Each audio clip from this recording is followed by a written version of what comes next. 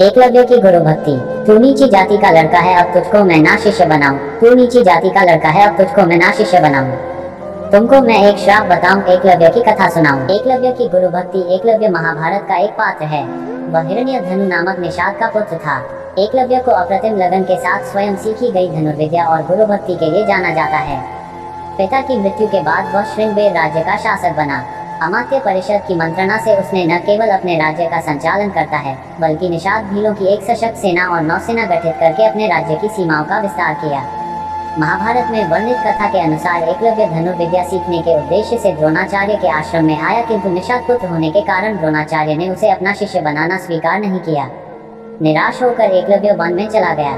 उसने द्रोणाचार्य की एक मूर्ति बनाई और उस मूर्ति को गुरु मानकर धनुर्विद्या का अभ्यास करने लगा। एकाग्रचित से साधना करते हुए अल्पकाल में ही वह धनुर्विद्या में अत्यंत निपुण हो गया। एक दिन पांडव तथा कौरव राजकुमार गुरु द्रोण के साथ आखेट के लिए उसी वन में गए, जहां पर एकलव्य आश्रम बनाकर धनुर्विद्या का अभ्यास कर रहा था। राजकुमारों का कुत्ता भटक कर एकलव्य के आश्रम में जा पहुंचा। एकलव्य को देखकर वह भौंकने लगा। कुत्ते के भौंकने से एकलव्य की साधना में बाधा पड़ रही थी, अतः उसने अपने बाणों से कुत्ते का मुंह बंद कर दिया। जोर एकलव्य ने इस कौशल से बाण चलाए थे कि कुत्ते को किसी प्रकार की चोट नहीं लगी। कुत्ते के लौटने पर कौरव, पांडव तथा स्वयं द्रोणाचार्य ये धनुर्कीशल देखकर दंग रह गए और बाण चलाने वाले की खोज करते हुए एकलव्य के पास पहुंचे। उन्हें ये जानकर और भी आश्चर्य हुआ कि द्रोणाचार्य को मानस गुरु मानकर एकलव्य ने स्वयं ही अभ्यास से यह विद्या प्राप्त की है। कथा के अनुसार एकलव्य ने गुरु दक्षिणा के रूप में अपना अंगूठा काटकर द्रोणाचार्य को दे दिया था।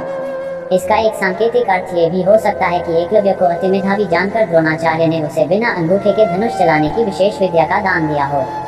कहते हैं कि अंगूठा कट जाने के बाद एकलव्य ने तर्जनी और मध्यमा अंगुली का प्रयोग कर तीर चलाने लगा। यहीं से तीरंदाजी करने के आधुनिक तरीके का जन्म हुआ। निस्संदेह ये बेहतर तरीका है और आजकल तीरंदाजी इसी तरह से होती है। वर्तमान काल में कोई भी व्यक्ति उस तरह से तीरंदाजी नहीं करता जैसा कि अर्जुन करता था।